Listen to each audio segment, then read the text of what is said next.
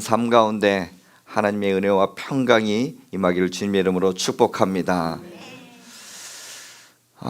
여러분은 요즘 무엇을 기다리고 계십니까? 아마 우리 어린 아이들에게 있어서는 어느 때 생일이든지 어린이날이든지 어떤 날 특정한 날이 그거 말고선도 선물하면 다 좋아하지 않습니까?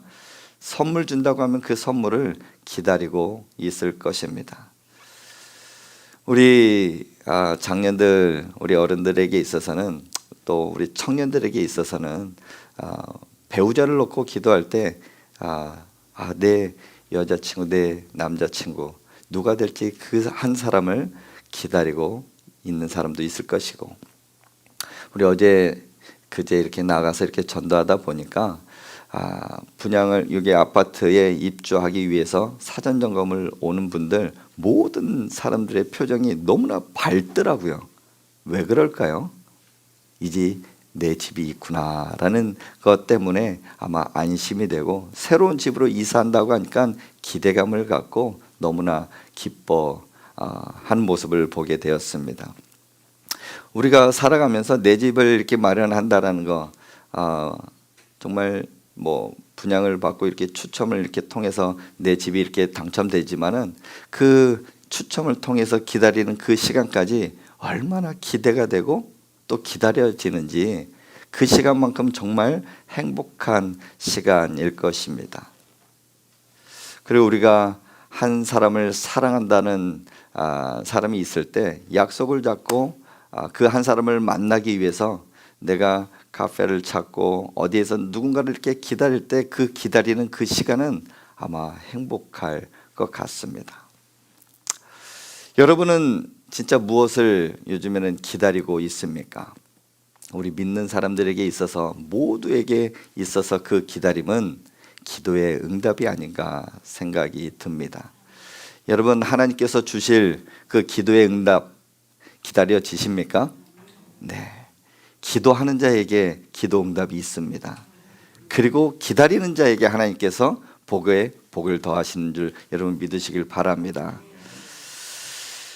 그러나 그 기다리는 시간이 어찌 보면 긴 터널을 이렇게 지나가는 터널과도 정말 힘든 시기를 보내는 분들도 분명히 있을 것입니다.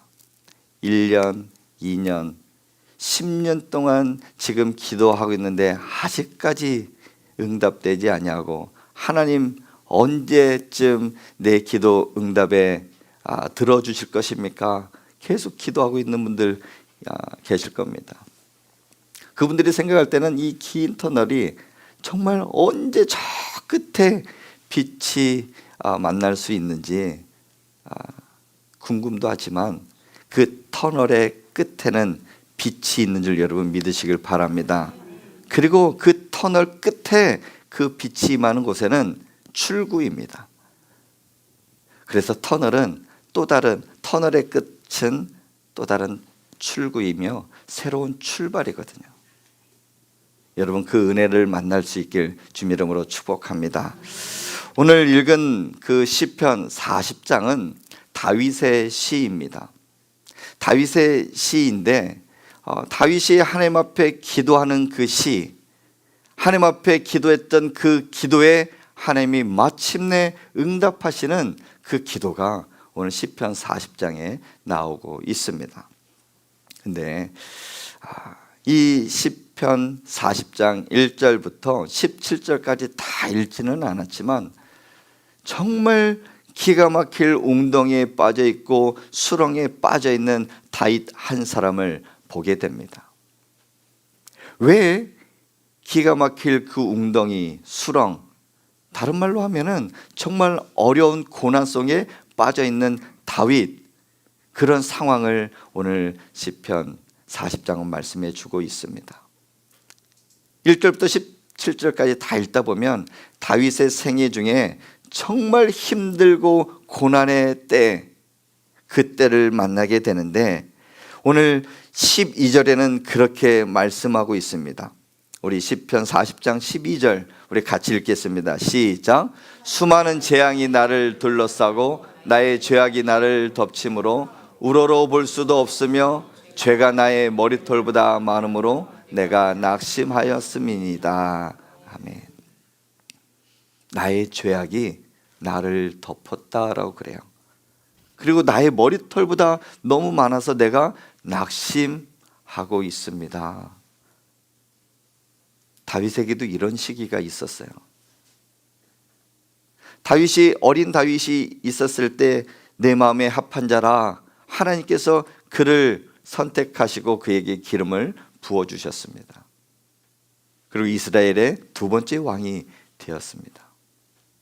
근데 그가 잘 나갈 때, 왕으로 등극하고 이스라엘 그 나라를 다스리고 있을 그때, 마음이 평안해지고 살기도 괜찮고 이제 왕으로서 이맘쯤 됐다 싶을 때 다윗이 한 성을 거느리고 있었습니다.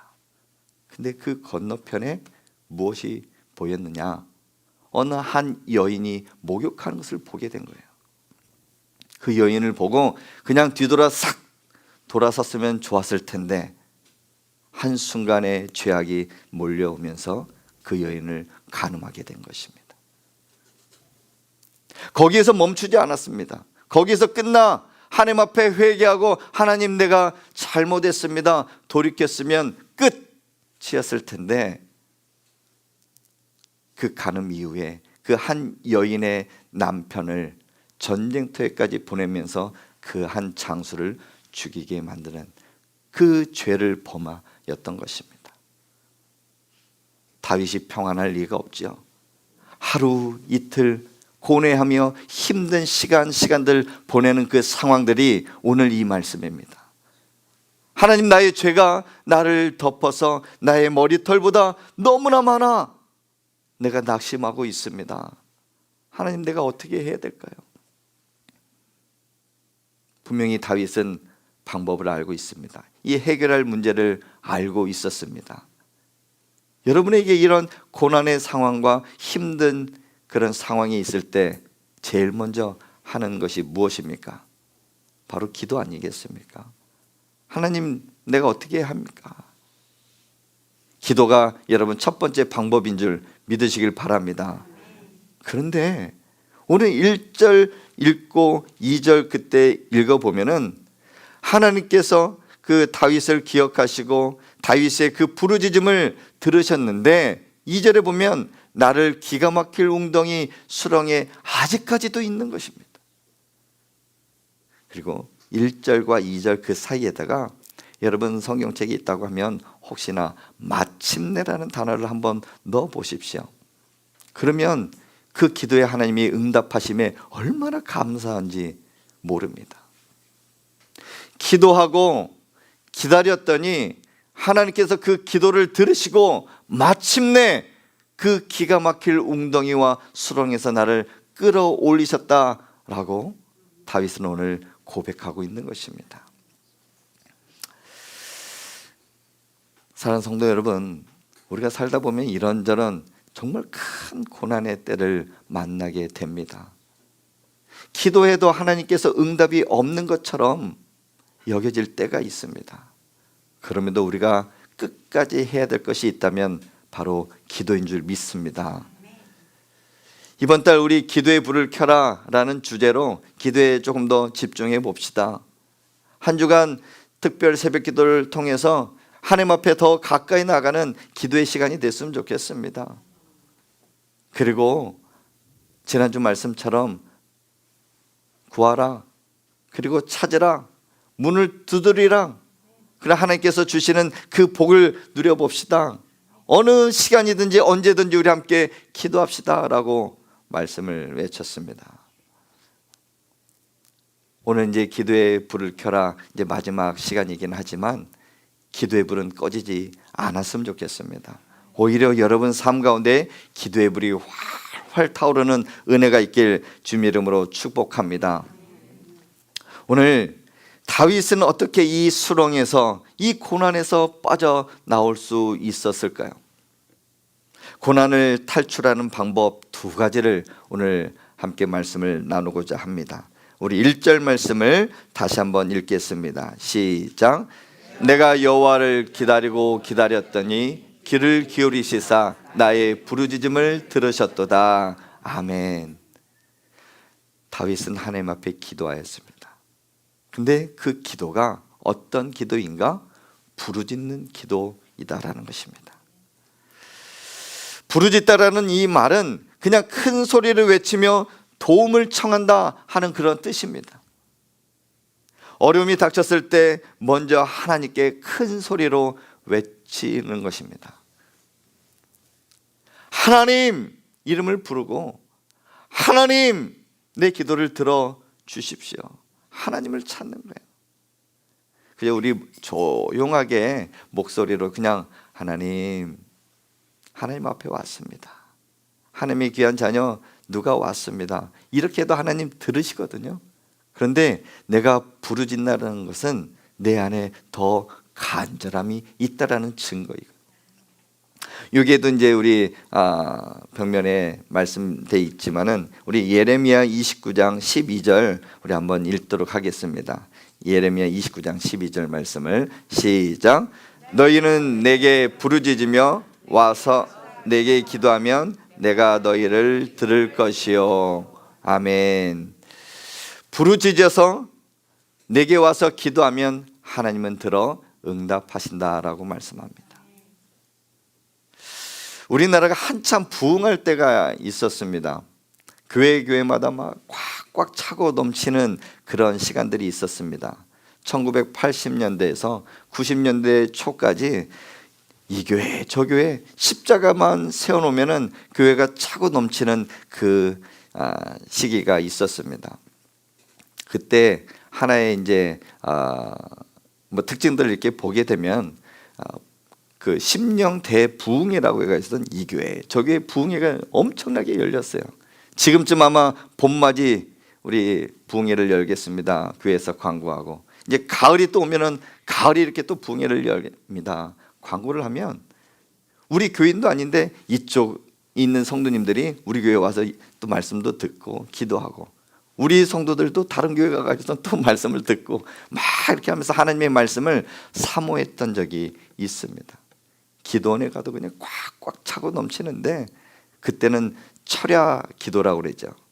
그냥 밤새서 기도하는데 기도 1시간 2시간 그러다 또 찬송하고 우리 또 말씀을 들읍시다 그러면 막 하다가 거기에서 기도하다가 학교를 가고 직장을 갔던 그런 시기가 있었습니다. 그런데 이런 소식들을 교회 막 부흥이 일어나고 교회 꽉꽉 차고 넘치는 소식들이 우리나라에서만 머문 것이 아니라 저 인근 각처 타 나라까지도 전해지고 열방까지 주의 복음이 전해진 적이 있습니다. 어느 한 영국의 선교사님이 그 교회, 한국 교회가 부흥하는 비결이 무엇인가 궁금해서 그 한국 교회를 이렇게 한번 방문을 했습니다. 이 교회 저 교회 이렇게 가서 예배를 드리면서 교회 부흥하는 비결이 저거구나 결론을 내리고 영국으로 돌아갔는데 그것은 기도였던 것입니다. 근데 한국 사람들 기도하는 게 특별하다는 거예요. 주여 삼창 우리 알고 계시죠? 뭐 하면은 우리 주여 3번 부르고 기도합시다. 그 주여 삼창의 의미는 주여 들어주옵소서, 주여 용서하여 주옵소서, 주여 들으시고 행하여 주옵소서. 이 삼창이 한국 교회 그리고 많은 성도들이 가슴을 울렸던 것이에요. 그러니까 어느 교회 가든지 우리 기도합시다 이렇게 하는 교회가 있지만은 우리 2손 높이 들고 주여 3번 외치고 함께 기도하겠습니다. 그럼 주여 3번 외치지 않습니까? 우리 교회도 저도 그렇게 하고 있습니다. 왜냐하면 부르짖는 이 기도를 통해서 내 영성이 살아날 수가 있습니다. 잠자고 있는 영혼을 깨울 수가 있고 소리 지르다 보면은 내 안에 그냥 속에 있는 꽉 막혀 있는 것들이 확 이렇게 터져 나올 때가 있다는 거예요. 여러분 산꼭대기 이렇게 쫙 올라가서 등산 정상에 딱 올라갔을 때 여러분 첫 마디 하는 말이 뭐예요? 야호. 그냥 야호 이렇게 외치는 사람 아무도 없어요. 저 멀리까지 내 목소리가 들려서 메아리처럼 막 이렇게 들릴 수 있도록 크게 외치지 않습니까? 그 순간 내 안에 꽉 막혀 있던 것들이 확 열려지는 느낌을 경험했을 것입니다. 주여 3번 외치는 이유도 똑같습니다. 하나님이 귀를 막고 있는 게 아니에요. 이 주여 삼창은 나를 위해서, 그 부르짖음의 간절함이 하나님 앞에 상달되는 내 마음을 전하기 위해서 부르짖는 것입니다. 이 부르짖는 기도는 내 영성을 키우고 나를 더 담대하게 만드는 것입니다. 그래서 우리 새벽에 나오신 분들, 우리 금요 기도에 이렇게 나오신 분들 아마 주여 3번 외치고 기도하는 거, 그리고 또 우리 한국교회에서 예배드리는 데 있어서는 주여 삼창 이렇게 외치는 것은 어색하지 않을 것 같습니다. 여러분 삶 가운데 답답합니까? 고난이 길어지는 정말 낙심하며 힘든 그런 상황이 있습니까? 주여 3번 외치기 바랍니다. 부르짖어 하나님 앞에 기도할 수 있길 바랍니다. 부르짖어 기도할 때 하나님께서는 여러분의 기도를 들으시고 응답하실 줄 믿습니다. 이 부르짖으면서 기도했던 다윗의 기도 제목은 무엇이었을까요? 우리 11절 말씀을 우리 한번 같이 읽겠습니다. 우리 시편 40장 11절 말씀 시작. 여호와여 주의 긍휼을 내게서 거두지 마시고 주의 인자와 진리로 나를 항상 보호하소서. 아멘. 하나님 내게 긍휼을 베풀어 주옵소서. 하나님의 긍휼이 필요합니다. 말은 다르지만 또 반복해서 하나님 앞에 기도하는 그 기도가 있는데 우리 13절 말씀 여호와여 은총을 베푸사 나를 구원하소서. 여호와여 나를 속히 도와주옵소서. 그 간절한 기도로 하나님 앞에 나아갔던 것입니다. 하나님 내게 긍휼을 베풀어 주옵소서. 하나님 내게 은총을 베풀어 주옵소서. 계속 부르짖었더니 하나님께서는 그 부르짖음에 응답하셨다라는 말입니다. 이런 찬양이 있죠. 오늘 집을 나서기 전 기도했나요? 우리 4절에 보면 나의 일생 다가도록 기도하리라. 아마 이 다윗의 고백이 이러지 않았을까요? 내가 오늘 집을 나설 때 내가 기도했는지 한번 점검해 보고 나의 일생 다 가도록 하나님 내가 기도의 삶을 살겠습니다 하는 그 고백이 다윗의 고백이 아니었을까? 여러분 그 고백이 여러분의 삶의 시작과 그 끝이 기도로 시작하여 기도로 마무리하는 여러분의 인생길 될 수 있길 주님의 이름으로 축복합니다. 하나님 오늘 하루를 열어주시니 감사합니다. 잠자리에 들기 전에 오늘 하루를 마감하게 해주시니 감사합니다.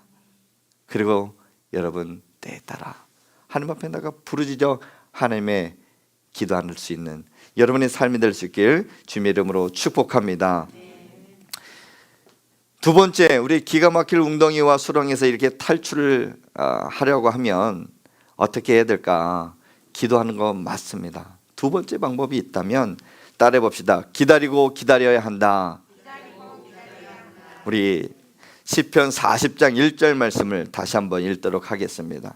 시편 40장 1절 말씀 시작. 내가 여호와를 기다리고 기다렸더니 귀를 기울이시사 나의 부르짖음을 들으셨도다. 아멘. 아까는 1절에 부르짖는 그 기도에 초점을 맞췄다면 두 번째는 내가 하나님 앞에 기다리고 기다리는 이 훈련이 우리에게 필요하다는 사실입니다. 다윗은 기다리고 기다렸다고 말씀합니다. 기다림을 강조하고 있는 거예요. 한 신념을 가지고 확고하게 큰 꿈을 이루기 위해서는 정말 기다림이 우리에게 필요합니다.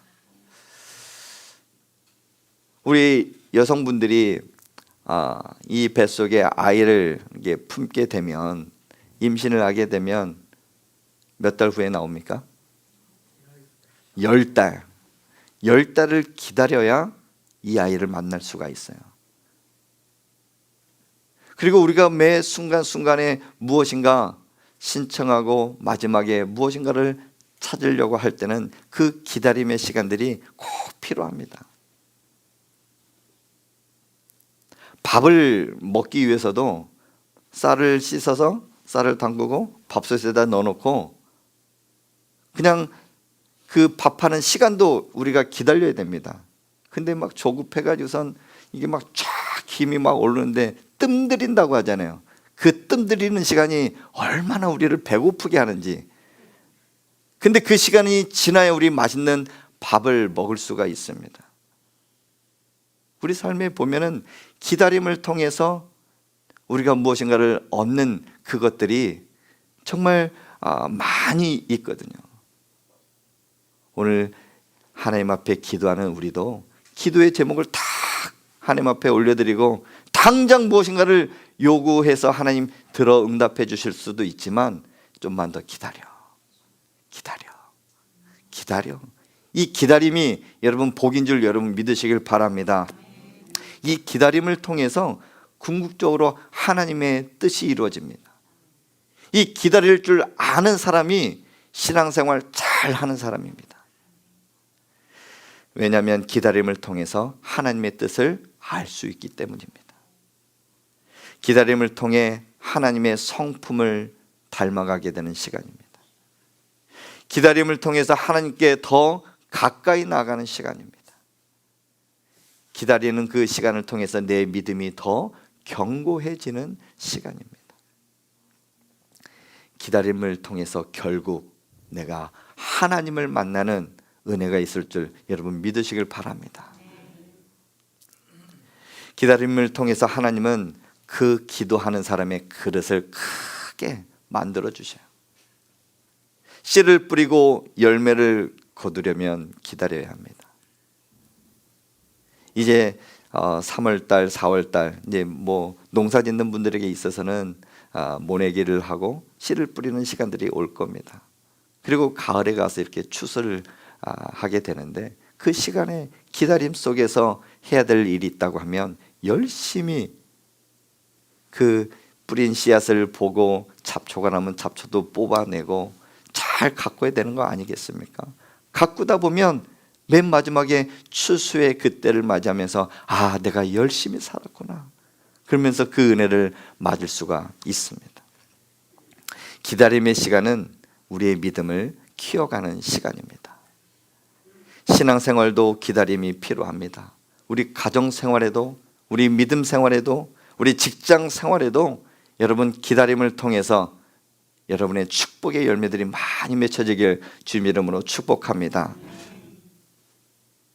기도했습니다. 기다렸습니다. 하나님께서 마침내 응답을 주시는데 우리 시편 40장 2절 말씀 우리 한번 같이 읽겠습니다. 시편 40장 2절 시작. 나를 기가 막힐 웅덩이와 수렁에서 끌어올리시고 내 발을 반석 위에 두사 내 걸음을 견고하게 하셨도다. 아멘. 두 가지 은혜가 있습니다. 기도하고 기다렸더니 첫 번째는 두 번째 줄에 나오는 것처럼 끌어올리셨다라고 그래요. 기가 막힌 웅덩이와 수렁 한마디로 말하면은 늪입니다. 늪. 우리 늪에 빠지셨던 분들이 혹시나 있을 수 있겠지만은 한번 상상을 해보면 우리 그 늪에 빠져서 막 빠져나오려고 한간 힘을 부리면은 어떻게 됩니까? 오히려 더 깊이 들어가요. 그럴 때 어떻게 해야 됩니까? 옆에 있는 사람이 있다고 하면 나뭇가지라도 잡아서 바깥으로 이렇게 끄집어 내야 되는 거 아니겠습니까? 다윗이 그런 상황입니다. 정말 죄를 짓고 자책감에 빠져서 죄책감에 빠져서 힘들게 살아가는 기가 막힌 웅덩이와 그 수렁에 빠져 있지만 다윗은 하나님 앞에 기도하고 기다렸습니다. 그랬더니 하나님의 손길이 그에게 임하시고 그 수렁에서 끌어올리셨다라고 그래요. 거기에서 멈추지 않고 그 인생길이 더 탄탄대로 견고하게 하셨다, 하나님께서는 말씀하고 있는 것입니다. 사랑하는 성도 여러분, 기도와 기다림 속에 맺는 그 결과의 열매는 하나님의 응답이며 또 하나님께서 주시는 끌어올리심과 견고하심이 있는 줄 여러분 믿으시길 바랍니다. 그래서 결론은 우리 삶 가운데 어떤 상황이 있든지 기도하라는 거예요. 기도하는데 여전히 기가 막힌 웅덩이와 수렁에 빠져 있다고 하면 기도하고 기다리십시오. 하나님의 때를 기다리면 하나님께서 여러분의 삶을 끌어올리시고 여러분 삶 그 인생길을 견고하게 만드실 것입니다. 중간중간에 내가 포기하고 싶고 낙심하고 정말 힘들어, 정말 하나님을 떠나고도 싶은 그런 마음이 우리 안에 있을 수도 있습니다. 그러나 바울 사도가 갈라디아서 6장 9절에 이렇게 말씀하고 있습니다. 우리가 선을 행하되 낙심하지 말지니 포기하지 아니하면 어떻게 된다고요? 때가 이름에 거두리로다. 아멘. 하나님의 때가 있습니다. 하나님의 그 때, 그때는 우리가 알 수 없지만 하나님 앞에 계속 기도하고 하나님 앞에 기도한 이후에 기다리고 있으면 하나님께서 때가 되어 모든 것을 이루게 될 줄 여러분 믿으시길 바랍니다. 우리 2월달 이제 기도의 불을 켜라, 오늘 이제 마지막 시간으로 마감을 합니다. 다음 달 또 새로운 주제로 이제 함께 말씀을 나누려고 합니다. 그러나 이번 기회를 통해서 여러분의 오히려 기도의 불이 꺼지지 않고 활활 타오르는 그 기도의 삶이 될 수 있길 바라고, 낙심하거나 포기하지 마십시오. 그렇지 않으면 하나님께서 기다림을 통해서 하나님께서 크신 은혜를 주실 것입니다. 왜냐하면 하나님은 신실하시기 때문입니다. 하나님은 우리와 약속한 바 한 번도 우리를 실망시킨 적이 없으신 분입니다. 전능하시고 우리가 구하는 것마다 구하지 않는 그런 모든 상황 속에서도 우리를 항상 지켜보고 계시며 우리에게 은혜를 베풀어 주십니다. 기도의 응답, 기다림 속에서 하나님을 만나게 되는 은혜가 있기를 바라고, 어떠한 고난도 이 기다림 속을 통해서 하나님의 뜻을 이뤄가며